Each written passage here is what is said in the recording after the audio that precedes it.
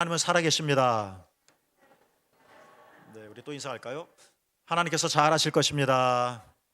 네, 고맙습니다. 하나님 말씀입니다. 마가복음 16장 6절입니다.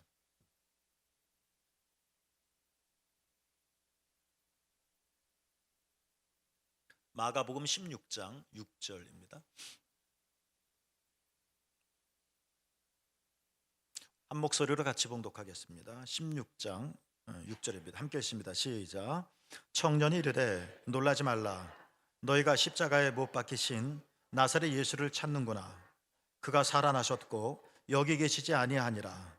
보라, 그를 두었던 곳이니라. 아멘. 기도합니다. 하나님 아버지, 예수님으로 인하여 우리가 영원한 삶을 얻게 해주시고, 그것이 우리가 죽은 이후에 하늘나라의 삶 시간뿐만 아니라 하나님 지금 하루 한순간 한순간, 한 시간 한 시간도 은총이 되게 하여 주시옵소서. 어제 부활절을 지난주에 보냈습니다. 부활절이 그렇게 끝나는 것이 아니라 날마다 부활하게 하시고, 부활의 놀라우신 은총이 오늘 말씀을 듣고 주의 말씀에 흠뻑 젖어드는 교우들에게 충만하게 임하게 하옵소서. 오늘도 주님의 말씀을 전하고 듣는 모든 이에게 하나님 은총을 베풀어 주십시오. 오직 주님의 말씀만이 살아있게 하옵소서. 우리 주님 예수 그리스도의 이름으로 간절히 기도하옵나이다. 아멘. 우리 하나님의 높으신 은혜와 평강이 여러분 삶 속에 구체적으로 임하시기를 간절히 주님의 이름으로 축복합니다. 부활이 우리에게 참 기억되어져야 하고 영원히 간직해야 할 이유가 있다면 그것이 예수님의 부활만이 아니라 사도 바울이 고백했었던 것처럼 그 부활을 믿는 우리들 모두에게도 부활의 증거로 나타나기 때문에 그런 것입니다. 또 예수님의 부활을 우리가 반드시 신앙 고백해야 하는 또 하나의 이유가 있다면 예수님께서는 그날 그 시대에 부활하신 것만이 아니라 우리가 부활절이 1년에 한 번 그날 지키는 것이 아니라 부활은 우리에게 날마다 현실을 살아가는 우리들에게 지속적으로 희망을 품고 살아갈 수 있게 해주기 때문에 그렇다라는 것입니다. 말하자면 부활신앙은 우리가 이 세상을 이렇게 저렇게 뒹굴며 살다가 마지막 날 육체의 생명을 다한 후에 미래에 영원한 생명을 얻기 위한 신앙일 뿐만 아니라 우리가 예수 그리스도의 부활을 믿는다는 것은 지금 이곳에 살아가는 우리의 삶과 더 밀접하게 관계가 있다는 것입니다. 말하자면 주님은 지금도 여러분 삶 속에 부활하십니다. 오늘 본문의 내용은 이렇습니다. 안식일 첫날 새벽이었습니다. 이른 아침이었죠. 막달라 마리아하고 몇몇 여인들이 예수님의 시신에 향료를 바르기 위해 무덤으로 갔습니다. 그들은 침울했겠죠. 그들이 만나러 간 예수님은 죽은 예수님이었습니다. 그들은 예수님을 찾아갔습니다. 그러나 죽음이 그들 앞에 놓여 있을 뿐이었습니다. 그들은 예수님을 사랑했습니다. 그러나 그들은 죽음 앞에 더 이상 손을 쓸 수가 없었습니다. 그녀들이 할 수 있는 것은 죽은 예수님의 시신에 장례를 치르는 것, 마지막으로 제자로서 해야 할 일들을 다 하지 못한 것에 대한 죄책감 때문이었을까요? 향료를 바르기 위한 것이었었지 부활의 예수님을 만나기 위하여 간 것은 아니었습니다. 그래서 그들은 근심했다고 했습니다. 그 근심의 또 다른 이유는 뭐냐면 3절 말씀처럼 여인들이 무덤으로 가면서 이렇게 말했죠. 누가 우리를 위하여 무덤문에서 돌을 굴려주리요. 죽은 예수님의 마음도 턱없이 무거운데, 그래서 그나마 예수님의 시신에 향료를 바르면서 할 수 있는 일을 좀 다 해보려고 하는데 근심합니다. 왜요? 누가 무덤문에서 돌을 굴려주리요. 그 당시 무덤은 굴이었고, 그리고 그 굴에 무덤의 문은 돌로 막아놨었는데 여인의 힘으로는 이 돌을 굴려 열어놓을 수가 없는 거죠. 누가 무덤문에서 돌을 굴려주리요. 이것이 여인들의 마음을 더 착잡하게 했습니다. 저는 3절 말씀을 읽으면서 이 말씀이 좀 깊이 다가오는데, 누가 우리를 위하여 라는 문장 말입니다. 내가 나를 위하여 할 수 있는 일도 없고 무덤에 굳게 닫혀 있는 큰 돌문을 보면 나도 나를 위해 할 수 있는 일이 없고 누구도 나를 위해 해줄 수 있는 일도 없는 완전히 사방으로 우겨싸인 우리가 신앙의 걸음을 하지만 이렇게 참담하고 무거운 그런 걸음걸이입니다. 누가 우리를 위하여 무덤문에서 문을 돌려 굴려주겠는가? 이 굳게 닫힌 무덤문은 신앙의 길을 걷지만 여전히 너무 발걸음이 무겁고 마음도 어두운 절망적인 상태를 잘 은유하고 있다 생각이 듭니다. 그래서 6절에 보면 천사도 하나님이 말씀하신 거죠. 여인들에게 말씀하시기를 6절 앞부분에 너희가 십자가에 못 박히신 나사렛 예수를 찾는구나. 저는 이 말씀을 예수님의 십자가가 우리를 구원하신 은총의 빛으로 다가오는 단어임에도 불구하고 이 순간만큼은 여인들에게는 십자가에 못 박힌 예수란 나도 어찌할 수 없는 예수, 죽은 예수, 움직일 수 없는 예수. 여전히 나는 예수님을 사랑하고 내가 예수님을 믿지만 신앙을 가지고 있지만 참 찹찹하게 그지없는 그 예수, 그 예수님을 너희가 찾는구나 이렇게 들립니다. 우리는 열심히 기도하지만 도저히 해결의 기미가 보이지 않아서 우린 그저 향료를 바를 뿐인 신앙생활. 우린 뭔가 이 막힌 것들을 탁 열고 돌파하고 나가서 새로운 차원으로 날아가고 싶지만 돌 문이 가로막고 있어서 갇혀버린 듯한 이런 나의 신앙의 걸음걸음. 하나님이 이러한 우리들을 너무나도 잘 아시고 하신 말씀인 것 같다는 겁니다. 너희가 십자가에 못 박힌 나사렛 예수를 찾고 있구나. 여러분, 우리가 늘 모든 신앙생활의 면면이 다 그렇지는 않겠지만 더러는 정말 우리는 돌 무덤 때문에, 무덤의 돌문 때문에 우리는 절망하기도 하고 누가 나를 위해서 무덤 문을, 이 돌문을 굴려주겠는가 한탄만 하고, 때론 우리는 열심히 신앙생활을 한다고 하지만 이것이 너희가 십자가 못 박힌 죽은 나사렛 예수를 찾고 있구나, 시신에 향료를 바르는 것뿐인 우리의 신앙의 모습들을 하나님께서 보여주시고 계신 것은 아닐까 생각을 하죠. 그러나 정말 우리는 이렇게 난감한 현실 앞에서 정말 문제를 풀 실마리가 보이지 않아서 막막함을 경험할 때가 많이 있습니다. 여인들뿐만 아니라 제자들도, 그 당시 예수님을 믿었던 모든 사람들이 그래도 결말은 이렇게 끝나지 않았으면 좋겠다 하고 기대했는데 이렇게 예수님께서 돌아가셨습니다. 이 문제를 어떻게 풀어가야 할지 갑갑합니다. 엄청나게 큰 돌문과 같다. 너무 무겁습니다. 십자가에 못 박히지 나사렛 예수를 찾는구나. 어둠 속에서 그저 우리는 더듬더듬 거리는 것, 이게 우리의 신앙의 고작, 그 모습이지 않을까라는 생각도 합니다. 이렇게 근심과 절망의 눈물을 흘릴 때가 있습니다. 그러나 부활은 우리들에게 새 소식을 전해줍니다. 예수님은 이미 부활하셨죠. 그러니까 우리는 부활절을 지난주에 보낸 것처럼 부활절을 경축하고 부활의 예식을 행하는 지난주의 사건으로 끝나는 것이 아니라 부활절을 지키고 나서도 우리는 무덤의 돌무덤 엄청나게 크다라는 성경의 표현처럼 여전히 무겁기도 하고 어둠 속에 헤매이는 것 같은 우리의 신앙을 부활절 이후에 우리는 또 다시 원상복귀하여 그렇게 걸어가고 있을 때 우리는 그렇게 짓눌려 있지만 하나님은 우리에게 말씀해 주십니다. 무덤 문이 열려져 있다는 겁니다. 벌써 우리는 돌 걱정을 할 때 4절 눈을 들어본 즉 벌써 돌이 굴러져 있다. 여러분, 이 은총과 기적이 여러분 삶 속에 나타나기를 축복합니다.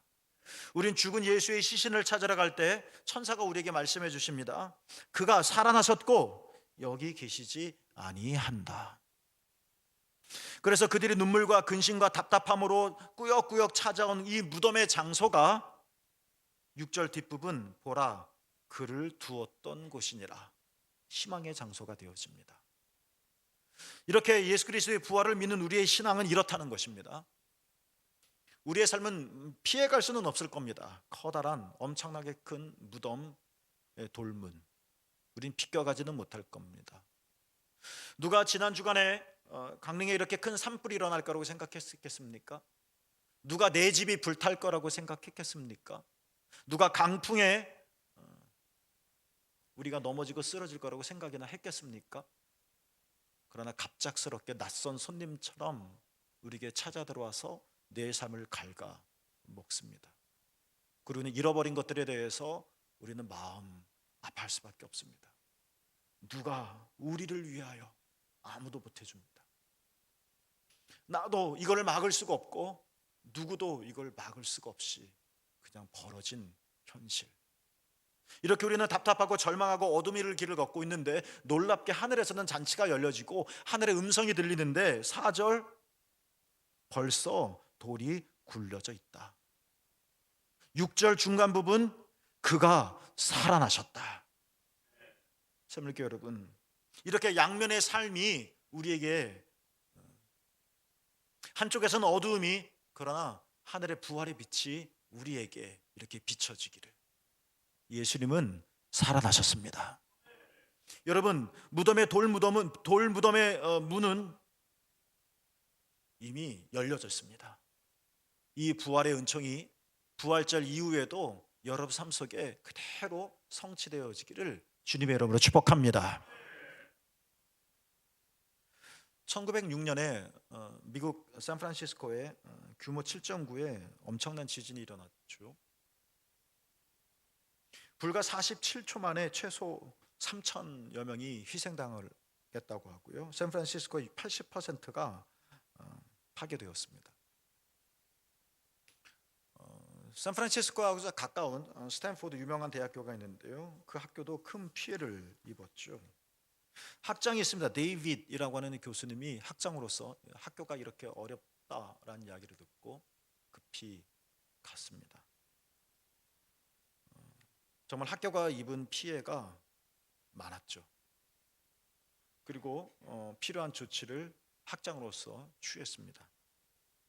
그런데 그가 학장으로서의 이런 일들을 다 어느 정도 조치를 취한 이후에 급하게 달려간 곳이 있었다고 합니다. 그의 연구실이었습니다. 그 연구실에는 30년 동안 이 학장이 동료들과 함께 모아온 물고기 표본들이 있었습니다. 연구실로 들어갔더니 예상 이상이었죠. 암담했습니다. 물고기 표본을 담아 놓았던 유리병이 있는데 지진에 흔들려 바닥에 떨어져 깨져 널브러져 있었던 겁니다. 그가 그 물고기들의 학명을 부여하기 위해서 그 물고기의 표본들에게 이름표를 이렇게 달아 나왔는데 그게 다 떨어지고 바닥은 물바다고 유리 조각이고 온통 뒤섞여 있고 뭔가 질서정연한 것들이 다 깨져버린 거죠. 혼돈 그 자체였습니다. 그런데 어느 목사님이 이 사건을 소개해 주시면서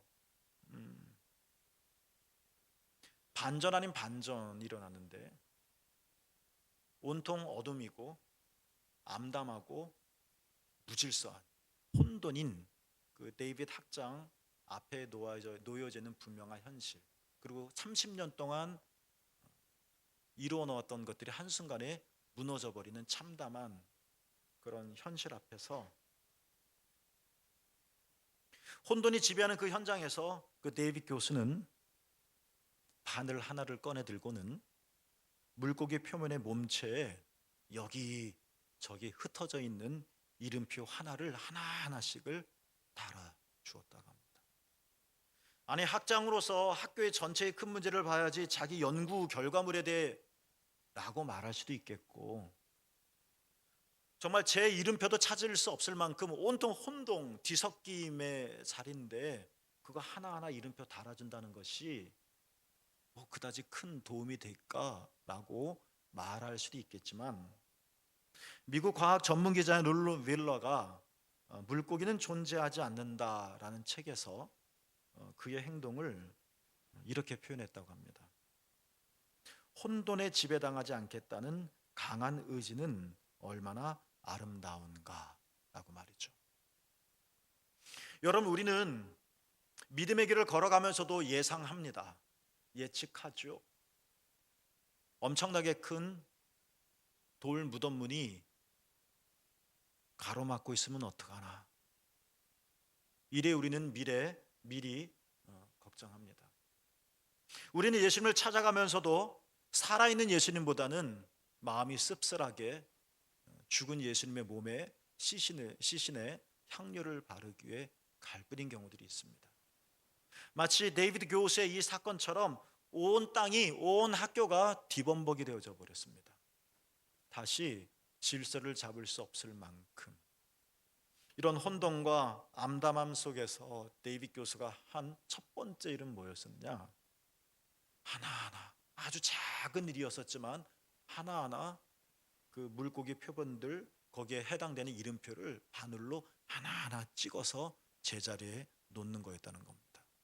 이 행동을 가리켜 말한 것이 혼돈에 지배당하지 않겠다는 이 의지가 아름답다 하는 것입니다. 오래전에 저희 교회 오셨었던, 지금은 돌아가셨는데요, 안성모 교수님 선생님이 계시죠. 그래서 한번 설교를 해주셨죠. 오실 때 책 하나를 선물을 해주셨습니다. 그래서 오래전에 저도 여러분에게 이 책의 이야기를 몇 번 들려준 적이 있는데요, 제롬 그루프먼이라고 한 사람이 지은 책 제목이 희망의 힘. 이건 신앙서적은 아닙니다. 의사입니다. 그 책을 읽어보면 의사인 제롬 그루프먼은 희망의 생리학이 있다라고 그 서론에서 역설을 합니다. 의사니까 생화학자로서, 생리학자로서 그런 이야기뿐만 아니라 희망의 생리학도 있다. 우리가 잘 알고 있는 것처럼 환자가 희망을 품는 순간 뇌에서 엔도르핀이 나와서 통증을 막아준다 하는 얘기입니다. 이제 너무나도 잘 알아서 진부한 이야기죠. 그런데 그 책을 읽으면서 하나 제게 좀 와닿던 얘기는 뭐냐면, 이런 여러 대목이 있었는데 여러분에 소개시켜 드릴 중에 한 대목은 뭐냐면, 그 그루프먼이 얘기한 것 중에 좋은 의사란 뭐냐? 어떤 의사가 좋은 의사냐? 그분도 의사니까 말하기를, 환자로 회복될 수 있다는 희망을 주는 사람이 진짜 좋은 의사다 라고 이야기를 하면서 이 책 말미에 좀 기억해야 될 말이 좀 하나 소개되어지고 있습니다.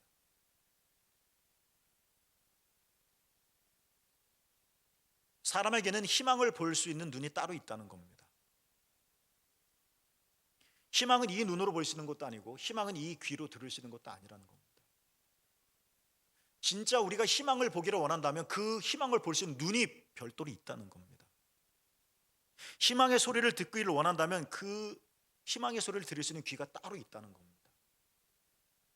이 사람은 크리스천은 아닌 걸로 알고 있는데요, 그러나 이 생물학자로서 또 의사로서 하는 말이 뭐냐? 희망을 보는 눈이 따로 있는데 그것이 뭐냐? 이 사람의 말입니다. 믿음과 기대라는 겁니다.